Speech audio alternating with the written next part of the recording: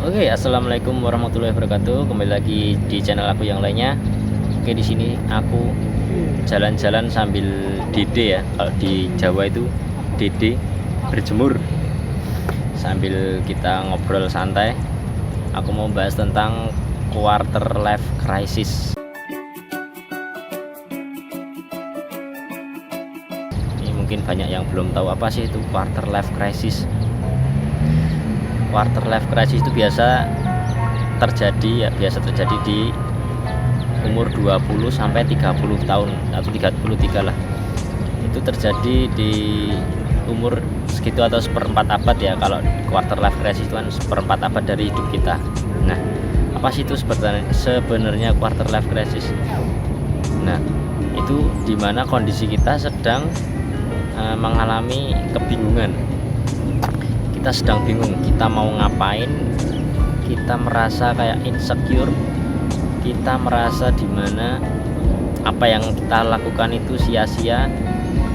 Terus apa lagi ya, dimana pencapaian yang kita itu kayak nggak ada artinya. Kita hidup tuh mau ngapain, kita ibaratnya udah punya kerjaan, udah punya penghasilan, ataupun hidupnya udah settle lah, tapi kita merasa itu di umur segitu kita masih bingung mau ngapain gitu ya.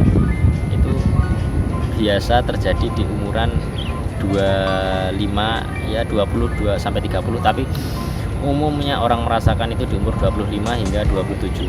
Itu menurut siapa saya lupa, nanti saya tulis. Nah, jadi di umur segitu itu terjadi antara usia milenial biasa atau usia milenial remaja menuju ke proses pendewasaan. Tapi nggak semua orang itu mengalami yang namanya quarter life crisis. Orang yang peka dengan kehidupan yang mungkin akan merasakan quarter life crisis ini. Jadi untuk menghadapi quarter life crisis ini kita memang harus tidaknya sadar diri lah ya. Oke, terus apa sih ciri-ciri orang mengidam atau terjangkit dengan masalah quarter life crisis ini? Mungkin banyak sekali macam-macam ciri-ciri dari penyebab kegundahan kaum milenial di umur 25 sampai 20 sampai 30 ya, antara itulah yang biasa terjadi. Apa sih ciri-cirinya?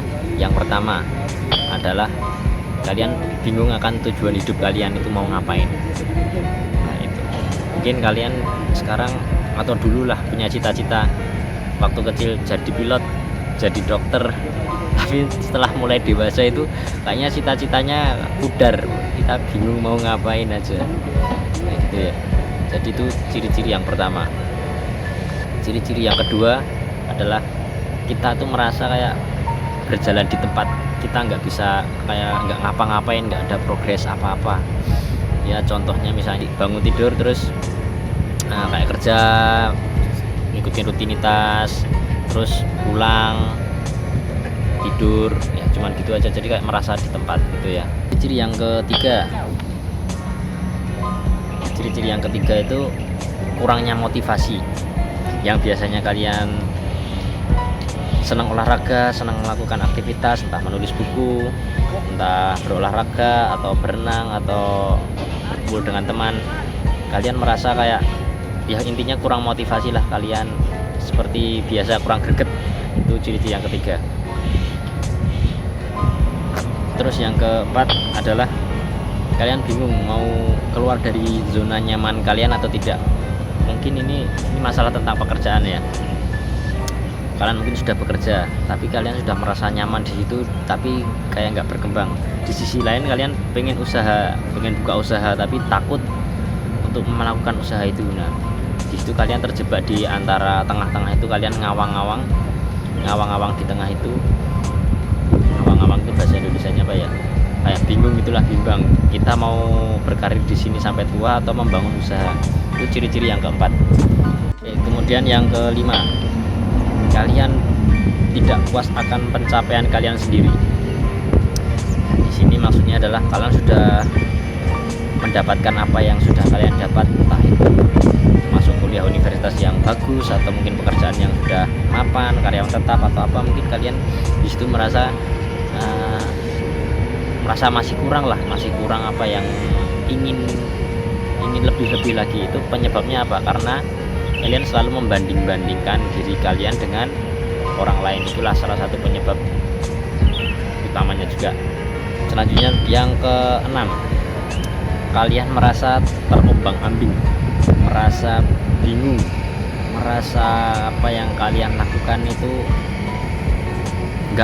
kalian belum mendapat apa-apa gitu ya. Mungkin kalian yang secara finansial masih bingung mau nabung tapi kayak susah untuk nabung, belum dapetin apa-apa. Sedangkan teman-teman kalian melihatnya ya mungkin udah punya rumah entah atau udah beli mobil, tapi kan kalian nggak tahu ya. Kalian kan selalu membandingkan yang mereka punya, tapi kan kalian nggak tahu apa yang sebenarnya terjadi ya. Atau mungkin mereka belinya ngutang atau apa, kan nggak tahu. Itu yang kalian selalu banding-bandingkan itu. Nah, itu salah satu juga penyebab quarter life crisis. Nah, yang ketujuh adalah kalian merasa tertekan dari lingkungan sekitar. Lingkungan sekitar itu mungkin banyak ya, mungkin dari keluarga atau teman-teman kalian. Nah, itu yang membuat kalian kayak teman-teman atau keluarga atau siapapun itu, kamu kok belum bisa begini sih, kamu harusnya di umur segini tuh sudah bisa begini, udah punya dapat ini, atau sudah nikah, udah rapi. Nah, atau kebanyakan orang bertanya kapan nikah. Nah, itu kan salah satu dari lingkungan sekitar yang membuat kita selalu berpikir keras, udah umur segini belum nikah, umur segini belum dapat kerjaan. Nah, seperti itu. Itulah yang salah satu membuat kalian tuh merasa diri kalian itu insecure atau enggak aman. Nah, itu mungkin salah satu penyebab mungkin dari ketujuh tersebut. Apabila kamu atau teman-teman yang masih merasa di antara 7 poin tersebut ada di diri kalian, itu bisa dipastikan Anda terjangkit virus quarter life crisis itu, yang mungkin dulu pernah saya alami. Cuman sekarang saya sudah mulai keluar dari zona itu karena saya sudah menyadari akan mensyukuri apa yang sudah saya punya. Jadi alhamdulillah agak legowo dulu. Makanya saya mau berbagi, mungkin di vlog selanjutnya saya akan berbagi gimana sih tips menghindari atau keluar dari zona quarter life crisis ini ya. Mungkin nikmati dulu fase-fase kalian di quarter life crisis yang sedang kebingungan. Oke, terima kasih. Wassalamualaikum warahmatullahi wabarakatuh.